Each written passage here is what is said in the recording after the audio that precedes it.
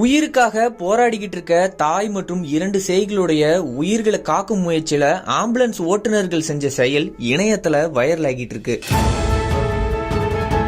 தென்காசியில cylinder வெடிச்சு சிதறினதுல பலத்த காயமடைஞ்ச தாய் மற்றும் அவங்களுடைய 2 குழந்தைகள் உயிரை காப்பாத்துற நோக்கத்துல ராஜபாளையத்துல ஆம்புலன்ஸ் ஓட்டுநர்கள் செஞ்ச செயல் இணையத்துல வைரலாகி நெகிழ்ச்சியை ஏற்படுத்தி இருக்கு. தென்காசி சக்தி நகர்ல சிலிண்டர் வெடிச்சு ஒரே குடும்பத்தை சேர்ந்த ஒரு பெண்மணி மற்றும் அவங்களுடைய 2 குழந்தைகள் ஆபத்தான நிலையில தென்காசி அரசு மருத்துவமனையில சிகிச்சை பெற்று வந்தாங்க. மேலும் அவங்களுடைய உயிரை காக்கும் பொறுத்து அடுத்த கட்ட மேல் சிகிச்சைக்காக மதுரை தனியார் மருத்துவமனைக்கு கொண்டு போறதா முடிவான நிலையில அவங்களுடைய உயிரை காக்கும் பொருட்டு மதுரைக்கு கொண்டு போற வழியில ஆம்புலன்ஸ் ஊழியர்கள் ராஜபாளையம் ஆம்புலன்ஸ் நண்பர்கள் கிட்ட போக்குவரத்தை சரி செஞ்சு கொடுக்கணும் அப்படின்னு உதவி கேட்டிருக்காங்க. சாதாரண நேரங்கள்ல 4 சக்கர வாகனத்துல போறவங்களே ராஜபாளையத்தை கடக்க 25 நிமிஷங்கள் வரைக்கும் ஆகும்.